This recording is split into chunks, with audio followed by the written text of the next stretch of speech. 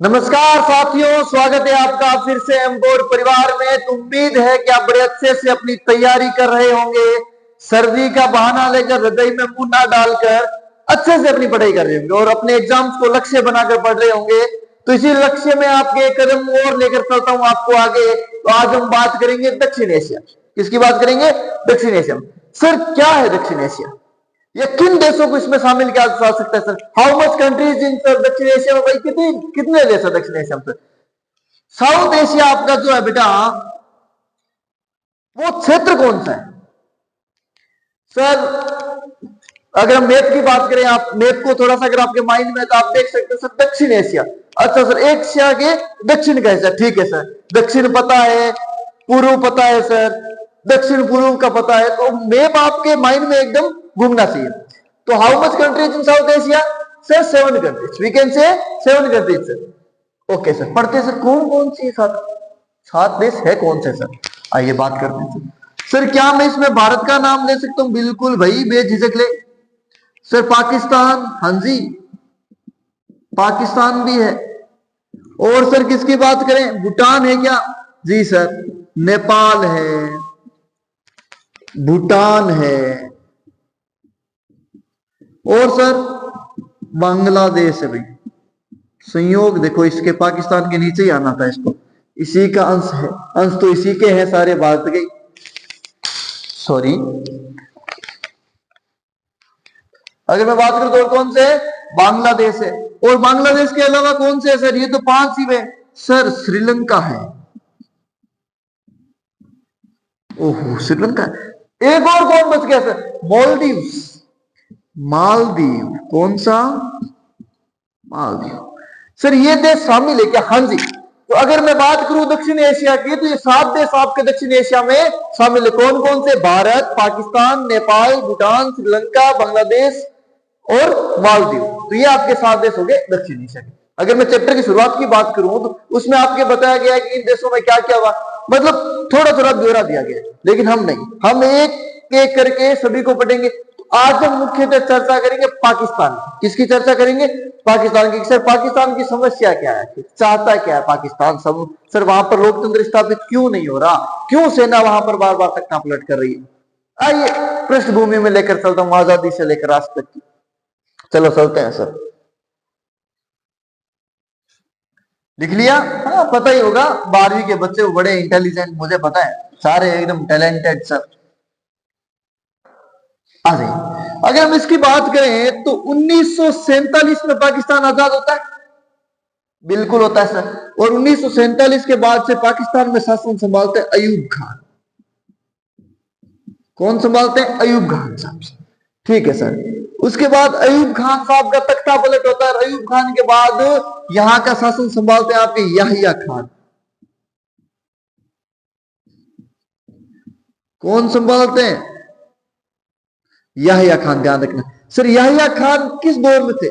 Sir बीच में ही संभालते हैं, एक एक डेट नहीं दे रखी। 1971 का दौर जो गुजरा था, उस समय याहिया खान यहाँ के क्या थे? प्रधानमंत्री से।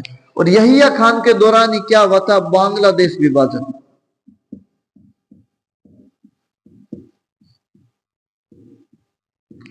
बांग्लादेश विवाद, मतलब सर 1971 याहिया खान पाकिस्तान के प्रधानमंत्री थे। इसी दौरान बांग्लादेश का पाकिस्तान से विभाजन कर दिया गया।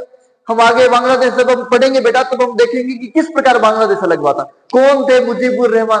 अच्छा, आपने अभी जो पीछे मूवी आई थी सैम बहादुर, मैं भी आपने देखी, बड़ी शानदार मूवी। और मैं तो कहता हूँ कि आप एक बार नहीं देखी तो 12वीं के बाद देख लेना। मैंने जब से सैम बहादुर देखी, विक्की कौशल मेरा फेवरेट एक्टर हो गया। मैं भी आपका शानदार एक्टिंग की है भाई साहब बंदे।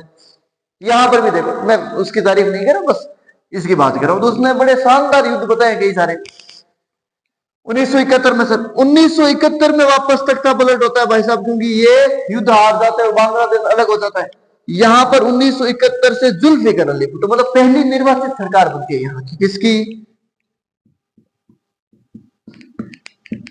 जुल्फिकार अली भुट्टो के नेतृत्व। ध्यान रखना बेटा, जुल्फिकार अली भुट्टो।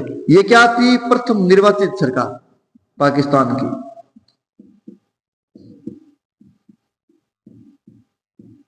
बाकी सैन्य सरकारें यहां पर चल रही। सर ये कब तक रहे?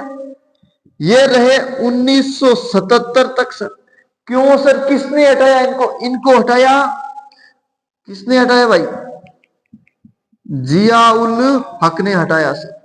जियाउल हक, फिर से ये भी कौन थे? सैन्य, फिर से कौन आ गए? सैन्य शक्ति कायम हुई सर। जियाउल हक ने इनका क्या कर दिया? तख्ता पलट कर दिया। अब जियाउल हक ने जैसे ही तख्ता पलट किया बेटा, तो धीरे धीरे लोगों को समझ आ गया कि नहीं, घातक है भाई साहब आदमी तो। 1982 के आते आते यहां पर वापस लोकतंत्र के समर्थन में क्या होने लगे? विरोध होने लगे। तो ध्यान से देखना, लाइन टू लाइन चल रहे। 1982 जियाउल हक के विरोध में प्रदर्शन,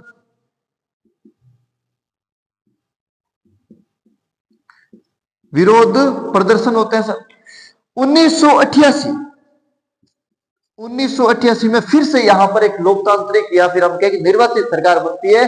वो बनती है बेनजीर भुट्टो के नेतृत्व में।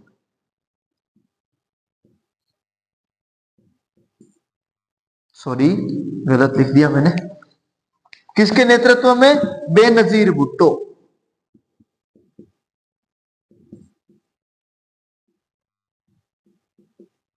बेनजीर भुट्टो के नेतृत्व में। आइए सर, इनकी सरकार बनी। ये कौन से थे?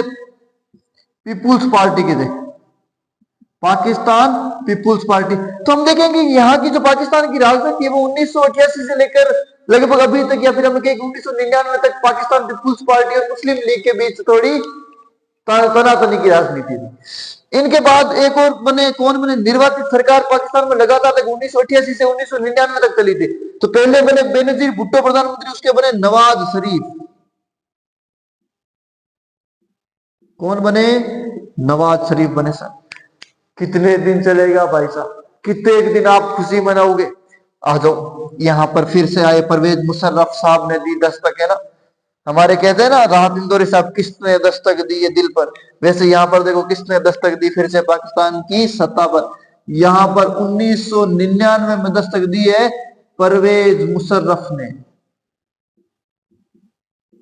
मुशर्रफ साहब ने। ये लिख लीजिए। ये लिखते ही इसको मैं हटाकर थोड़ा और आगे बताता हूँ 1999 के बाद क्या हुआ। तो आइए लिखिए इसको, स्क्रीनशॉट ले लीजिए।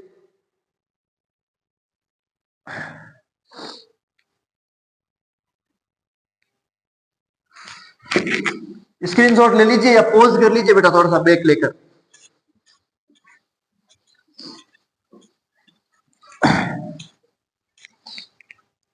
हाँ, तो किसने दस्तक दी? परवेज मुशर्रफ ने। हाँ, तो हम यहां पर थे, वापस यहीं से शुरू करते हैं। 1999 परवेज मुशर्रफ आते हैं सर। 2001 में परवेज मुशर्रफ अपना क्या कर लेते हैं? निर्वाचन। परवेज निर्वाचित हो गया भाई, अब तो निर्वाचन कर लिया सर। परवेज ने क्या कर लिया? अपना निर्वाचन कर लिया। कितने दिन सर? कितने दिन हर्ष मनाएगा ये निर्वाचित होकर? ना, ज्यादा समय तक चलेगी क्या सर? ना भाई ना, कौन न्या साले। तो आ जाओ सर। 2008 इनकी सरकार तो लगभग 2003-4 में वापस गिर गई थी, इनको इस्तीफा देना पड़ा था। 2008 के बाद ना पाकिस्तान में क्या हुआ है? सेना की सहायता से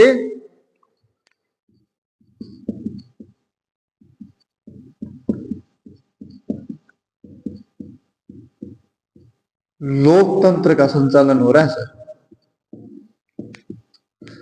मतलब सर हम यूं कहें कि आज भी वहां पर सेना का दबदबा है सर। पाकिस्तान एक ऐसी कंट्री है जिसके पास कुछ भी नहीं है। हकीकत तो अभी वर्तमान में स्थिति खाने को दाने नहीं है सर। हालांकि समझ नहीं आ रहा है कि कैसे ग्लोबल हंगर इंडेक्स में, गरीबी सूचकांक में भारत से आगे निकल रहा है।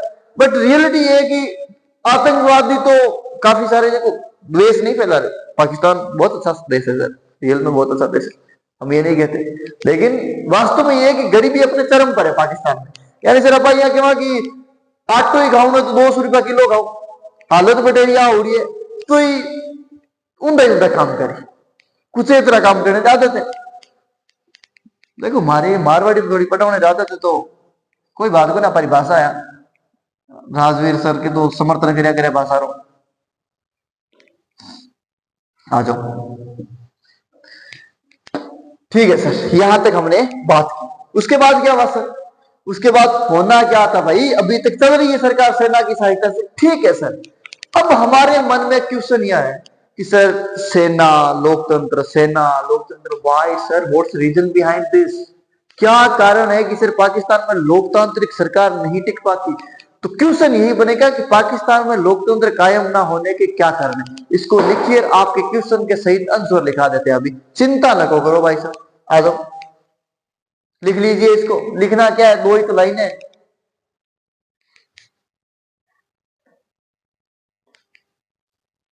इसको पखेज मत लिख लेना, परवेज है, मेरी लिखावट थोड़ी सी ज्यादा ही इटालियन टाइप की है।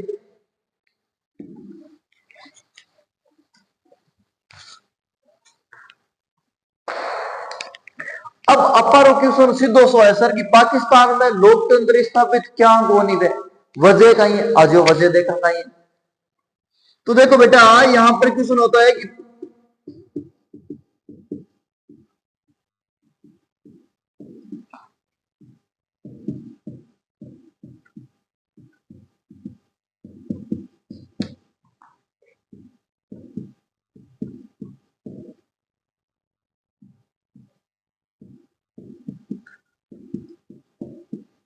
ये लगा सर क्वेश्चन वाले, और ये भाई साहब जिसके पीछे बैठ जाते हैं ना, बेड़ा पार है, या बेड़ा गर गिर या बेड़ा पार है। आ दो, पाकिस्तान में सर लोकतंत्र स्थापित क्यों नहीं होना? सर पहला कारण भूमाफिया, धर्मगुरुओं व सेना का दबदबा। सर यहां पर भूमाफियाओं, धर्मगुरुओं, सेनाओं का दबदबा है। धर्मगुरु की अगर बात करें, आलोचना नहीं, किसी की आलोचना नहीं कर रहे। धर्मगुरु की बात करें तो यहां पर पाकिस्तान की सत्ता में कोई नियम निकाल देंगे, फरमान जारी कर दिया जाएगा कि ऐसे कीजिए ऐसे कीजिए, तो कहीं ना कहीं इनका बड़ा योगदान रहा है पाकिस्तान की सत्ता को हिलाने में। और सेना का दबदबा। अच्छा सर, सेना ने कैसे कैसे काम किया, कुछ बिंदु लिखवा दो सर, अभी लिखवाते हैं सर। पहला ये, दूसरा ये कि पाकिस्तान के लोगों का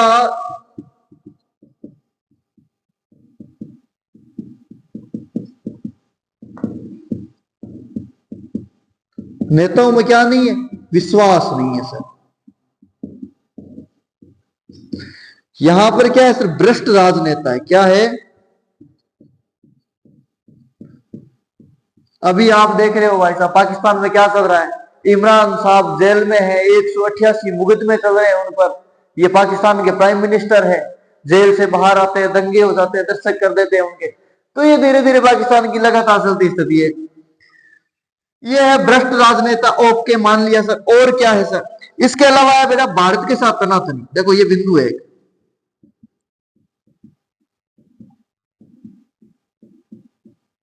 कि सर पाकिस्तान की क्या भारत के साथ तनातनी रहती है, तो भारत के साथ तनात, जैसे सपोज करो आज भारत और पाकिस्तान के बीच में टकराव आए, तो हमारे युवाओं के मन में ना अलग से जोश आता है कि काश मैं भी आर्मी में होता, कभी बॉर्डर पर जाता, जंग लड़ता, अकेला जिता के ले आता, एकदम सनी देओल बनते गदर वाले। होता ही नहीं होता, सीधी सी बात है भाई। जब 15 अगस्त को देशभक्ति गाने चलते हैं, है ना, तो जब अपने अंदर भी खून उबलता है, हम इमेजिन करते हैं जब लता जी अपने उस सुरीले आवाज में जब गाती है ना कि ये मेरे वतन के लोगों, तो ऐसा मन करता ही क्या है उसकी जगह हम ही शहीद हो जाते। तो यहां पर भी कुछ ऐसा ही होता है कि जब दोनों देशों के बीच में तनातनी चलती है, तो लोगों को, वहां के लोगों को लगता है कि भारत से हिफाजत सिर्फ सेना ही कर सकती है। नेताओं का, अब नेता रोल कौन, उन्हें भी ऐसा ही लगता है कि नेताओं का क्या है, ऐसे लक्षण नहीं है कि वो बचा सके किसको, भारत से पाकिस्तान को। आ जाओ सर, और क्या कारण है सर? और कारण यह बेटा कि समय समय पर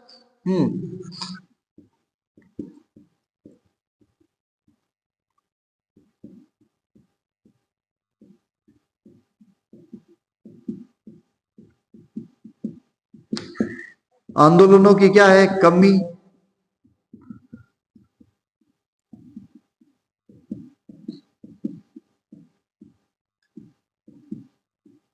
और दुनिया भर से इनको लोकतंत्र स्थापित करने के लिए कोई समर्थन ज्यादा नहीं मिल रहा है। तो क्या है, लोकतंत्र समर्थन आंदोलनों की क्या है, कमी है। राइटिंग थोड़ा सा समझ लेना, साथ साथ बोल ही रहा हूं। समर्थन की कमी होगी और इसके साथ साथ की विश्वव्यापी, दुनिया भर से कोई इसका सपोर्ट नहीं मिल रहा सर। और बताइए सर क्या है? और यह है कि समय समय पर महाशक्तियों ने सेना के रूप में इसका प्रयोग किया है।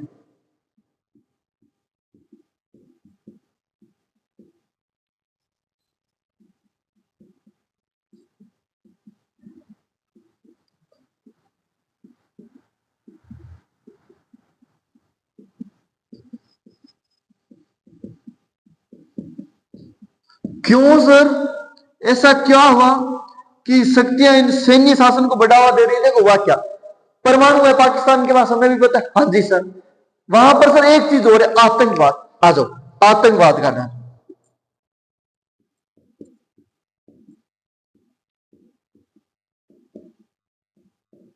सर ये क्या है? तो महाशक्तियों को ऐसा लगता है कि अगर ये परमाणु आतंकवाद के हाथ में आ गया तो और कटी कौन सा अपारमाती होना है। अमेरिका को 9/11 आज भी याद है, तो पेंटागन और वर्ल्ड ट्रेड सेंटर के बीच में से हवाई जहाज निकली थी, है ना, पूरी बिल्डिंग के बीच में से निकली थी, एकदम हाईजैक हुई थी। तो 9/11 अटैक के बारे में भी आप जानते होंगे, क्लास में मैंने ऑफलाइन क्लासेस में अक्सर बताया है। तो देखिए, आपको भी सजेस्ट करूंगा, you can join our offline classes अगर आपकी इच्छा हो तो। आइए आगे चलते हैं। आतंकवाद का डर, तो वहां के लोगों को भी लगता है कि यार अगर ऐसा हुआ कि सैन्य सत्ता चली गई, ये नेता आ गए, नेताओं के लक्षण तो है नहीं कि वो देश को संभाल सके, वो अपने खाने पीने में, पेट भरने में ध्यान रखेंगे। तो ऐसा ना हो कि आतंकवादी अपने परमाणु पर कब्जा कर ले। ये शक्तियों को, महाशक्तियों को डर है कि अगर आतंकवादियों के हाथ में ये परमाणु आ गए तो कहीं ना कहीं हमारे लिए क्या होंगे, आत्मघाती होंगे। तो ये है प्रमुख कारण जिसकी वजह से पाकिस्तान में लोकतंत्र स्थापित नहीं होता था। अगर आपके क्वेश्चन आता है कि पाकिस्तान में लोकतंत्र स्थापित ना होने के कारण क्या है, तो उत्तर आपके सामने पड़ा है बेटा। इसके सामने कुछ एक्सेप्शन है कि इसके अलावा भी पाकिस्तान में जो है, देखो यहां पर एक एक्सेप्शन है, इसके अलावा पाकिस्तान में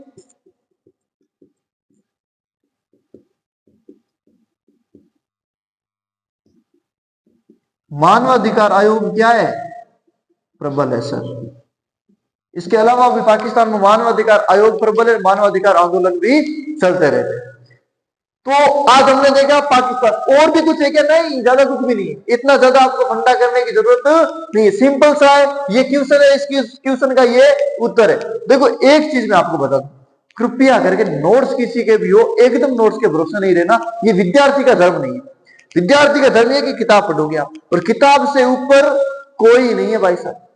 किताबें पढ़ते जाना साथ में। और इस समय किताबें पढ़ने का क्यों बोल रहा हूं बेटा, देखो सीधी सी बात है कि नोट्स किससे करवा रहे हैं, वही चीजें हैं सर, किताब वाली। सर आप यहाँ लिखवा रहे तो मेन मेन चीजें तो हम किताबें क्यों पढ़े? आपको किताब की हैबिट होना बहुत जरूरी है, क्योंकि आगे जाकर जब आप कंपटीशन देखेंगे या कुछ भी चीज देखेंगे, नौकरी, मैं नहीं कहता नौकरी करो, आप जो भी करोगे तो उसमें आपको किताबें पढ़नी बेहद जरूरी है। तो किताबों की आदत डालिए इसमें हमको। तो ये लिख लीजिए,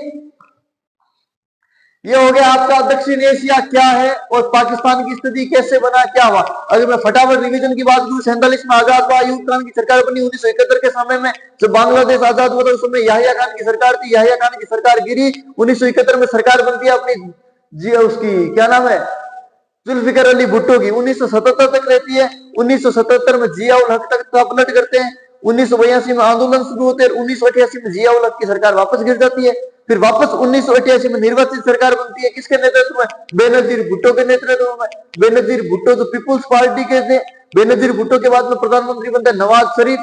1999 आते आते फिर से परवेज साहब दस्तक दे देते, परवेज मुशर्रफ ने सरकार गिराई 1999 में। 2001 में उन्होंने अपना निर्वाचन कर लिया राष्ट्रपति के रूप में। 2003-4 में उनको इस्तीफा देना पड़ा। 2008 से लेकर अब तक पाकिस्तान में सेना की सहायता से लोकतंत्र कायम है। तो उम्मीद है कि आपको अच्छे से समझ आया होगा। तो देखो बेटा, आराम से पढ़ते रहिए, एक एनर्जी के साथ पढ़ते रहिए, खुद में आलस मत डालिए। सर्दियों का मौसम में आलस बहुत आता है, नींद सेहन को त्याग दीजिए, है ना, तभी जाकर आपको मंजिल मिलने वाली है। तो ध्यान रखना, टारगेट बड़ा रखना है, छोटी सोच तो रखनी नहीं है सर। अगर शुरू ही कर दिया तो फिर छोटा मोटा क्या ही करे सर, एकदम टॉप पर, शिखर पर लेकर जाना है। तो पढ़ते रहिए, बढ़ते रहिए, मुस्कुराते रहिए। जय श्री कृष्ण।